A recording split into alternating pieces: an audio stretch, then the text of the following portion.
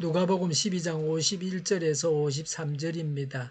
너희는 내가 세상에 평화를 주러 온 줄로 생각하느냐? 내가 너희에게 말한다. 그렇지 않다. 도리어 분열을 일으키러 왔다. 이제부터 한 집안에서 5식구가 서로 갈라져서 셋이 둘에게 맞서고 둘이 셋에게 맞설 것이다. 아버지가 아들에게 맞서고 아들이 아버지에게 맞서고 어머니가 딸에게 맞서고 딸이 어머니에게 맞서고 시어머니가 며느리에게 맞서고 며느리가 시어머니에게 맞서서 서로 갈라질 것이다. 아멘. 예수님은 이 세상에 뭘 주러 오셨습니까? 평화를 주고 화목하게 살아가게 하려고 오셨습니다. 로마서 12장 18절에 여러분 쪽에서 할 수 있는 대로 모든 사람과 더불어 화평하게 지내십시오 라고 했습니다.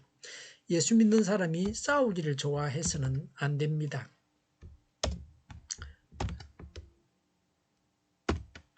동네에서 보면 싸우기를 좋아하는 사람이 있습니다. 꼭 그 사람이 싸웁니다.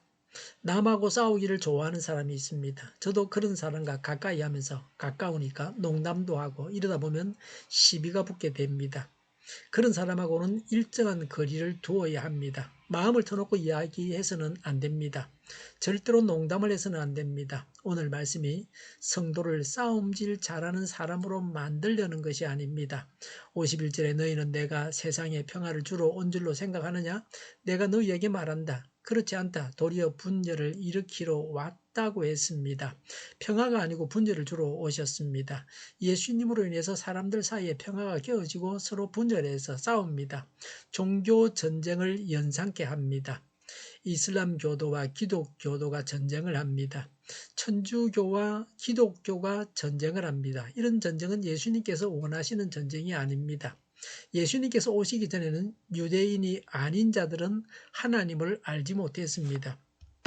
유대인들도 하나님을 제대로 믿지를 못했습니다. 이방인과 유대인을 포함해서 모든 사람에게 예수님이 필요했습니다.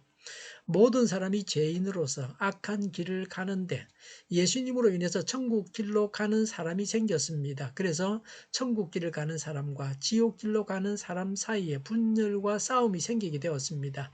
신자는 불신자와 같이 생각하지 않습니다. 신자와 불신자가 하나가 될 수 없습니다. 믿음의 모든 것이 달라집니다.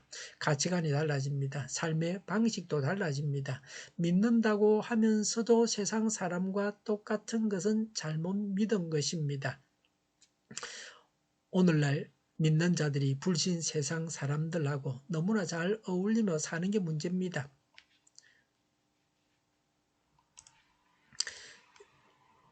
신자라고 하면서 술집에 가면 술은 제일 잘 먹고 남의 여자하고 어울려서 간음하는 것도 1등입니다. 이런 농담이 있습니다. 여간에 하룻밤 자러 들어가니까 여관 주인이 이쁜 여자가 있다고 합니다. 그래서 나는 예수 믿는 사람입니다 라고 했더니 여관 주인이 예수 믿는 여자도 있습니다 라고 했답니다. 교회도 다니고 여자 있는 술집에도 다니는 사람들도 얼마든지 있습니다.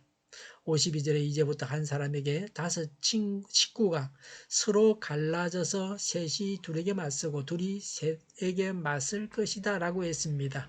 식구끼리 패를 갈라서 싸웁니다. 이 사회의 기본 단위는 가정입니다. 그런데 가정이 분열되고 싸웁니다. 이 싸움은 모든 사람에게 해당이 됩니다. 가정에 속하지 않은 사람이 없습니다. 그리고 가정 안에서 싸움은 사람을 가장 고통스럽게 합니다. 가정은 서로 사랑하면서 행복하게 사는 곳입니다. 정상적인 가정에서는 농담이라도 아이에게 가출하라고 하면 가출하지 않습니다. 집 나가면 고생이라고 말합니다. 가정에서 쉬고 먹고 즐겁게 천국을 이루고 사는 것입니다. 그런데 그런 가정 안에서 서로 싸운다고 하는 것은 불행한 일입니다. 그러나 모든 가족이 하나님을 모르고 다 같이 지옥을 가는 것보다는 일부라도 구원을 받아서 분열되고 싸우는 것이 좋습니다. 그렇게 하다가 가족 복음화를 이루는 것입니다.